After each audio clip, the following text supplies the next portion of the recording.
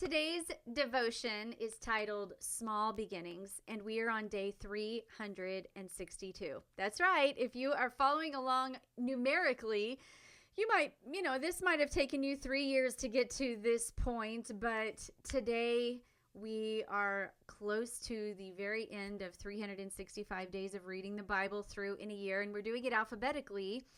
If you're following along on the calendar day, today is December 28th. So today's morning rinse, or what you would read if you were following along on this plan, is Zechariah 4 through 6. And the featured verses today include Zechariah 4 verses 9 through 10. The hands of Zerubbabel have laid the foundation of this house, and his hands will finish it. Then you will know that the Lord of hosts has sent me to you.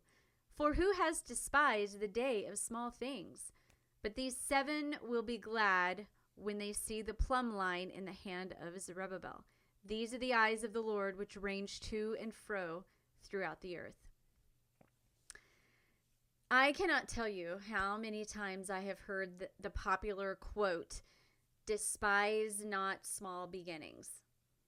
And this popular quote, I can't tell you how many times it's been repeated in sermons throughout the years. And you guys have probably heard this same quote, "Despise not small beginnings," repeated multiple times as well. Whether that be in sermons or conversations or whatever, I can venture to say that you've heard it a ton of times. And me being a pastor's kid, I've heard it a lot in sermons.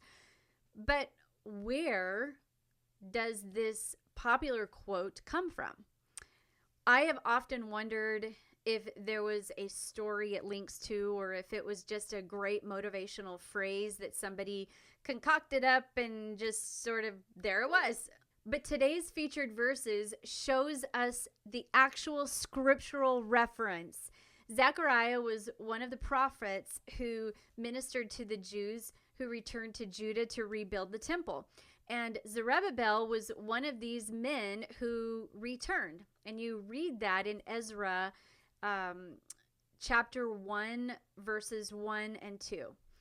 And he quickly became governor of Judah, and that's found in Haggai 1, verses 1. As he was laying the foundation for the rebuilding job, some of the Jews realized that this new temple was not going to be as brilliant and majestic as the first temple that King Solomon built.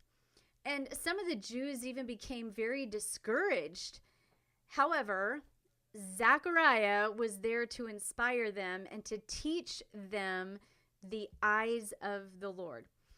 Now, God is not looking for us to outperform those that have gone before us, or even equal a ministry or mission that others have built. He is not looking for us to compete in what we do for him. We all know we should not compare our callings with the callings of others, just like the group of Jews were not called to construct a temple equivalent to King Solomon's. Zechariah was there to encourage them to not be disheartened, but to love their specific mission and what they were doing for God, even if it was smaller than they had hoped for. We must start with what we have, building on the right foundation. And our small beginnings, it doesn't mean that they are less beautiful in God's eyes. In fact, the beauty is in the heart, not in the attention of what is being built.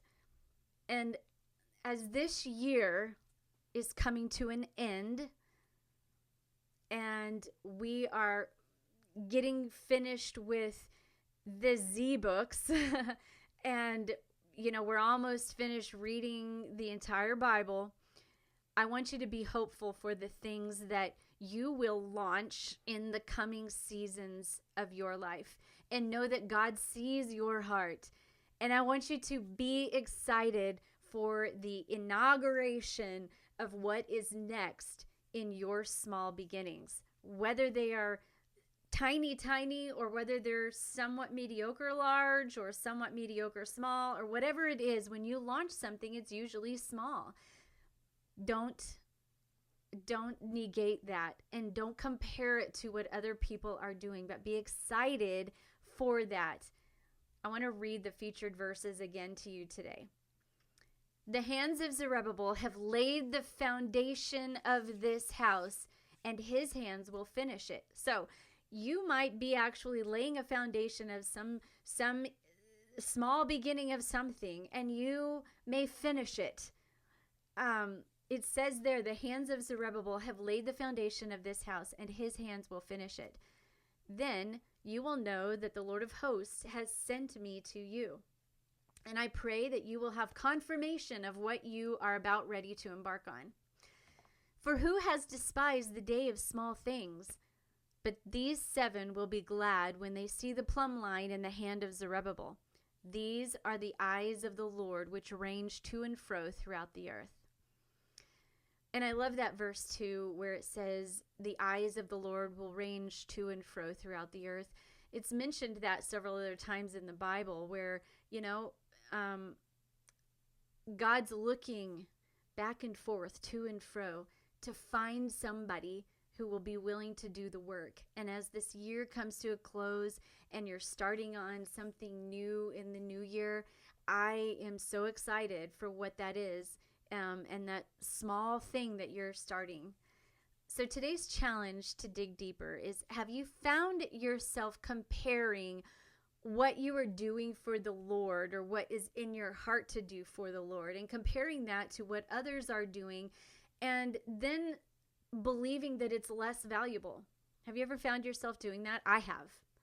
And have you ever found yourself discouraged by what may seem like a smaller project or a smaller mission than what you thought it would be? I know I have. But be encouraged. Realize your small beginnings are just as beautiful in God's eyes when your heart is pure. So stay the course. Don't give up. Don't give up. And when you pull out your journal tonight and you have your evening reflection, I want to ask you, did you have a heart change today when it comes to the mission of your calling? And did you have a heart change regarding that? And are you encouraged now? I want you to realize that your small beginnings are beautiful. And when you take that challenge from today and pray for that heart change, write about it.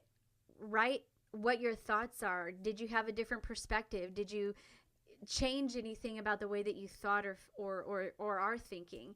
And that's what I want you to write about.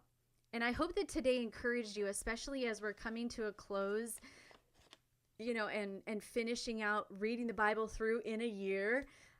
Or if it takes several years to do it, that's fine too. But I hope that you are encouraged by what you've read today and what you've gleaned from in the challenge today, because God is ready to use you in mighty ways, and he's ready to use you for his kingdom. And so if you do not have this devotional, or you know of somebody who doesn't have one and you want to get them that to start the new year or to start fresh at any given time in the year, the link is in the show notes, as well as in the YouTube video that is uploaded from this episode. Until tomorrow, keep rinsing, reflecting, and repeating. God bless you.